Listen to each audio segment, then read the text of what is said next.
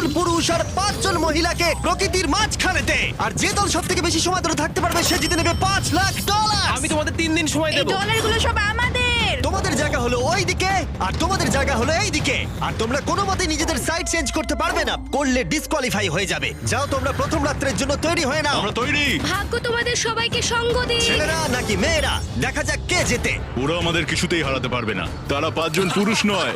তোমাদের কি মনে হয় ওরা কি এটা করছে? সত্যি অদ্ভুত। আমার মনে হয় ওরা হাল ছেড়ে দেবে। আমরা সার্ভাইভ করতে যাচ্ছি না, আমরা আমাদের উন্নতি যতক্ষণ না করব। খিদে পাই ততক্ষণই ভালো। হ্যাঁ, আমরা ভালোই করব। আমরা স্ট্রবেরি পেয়েছি।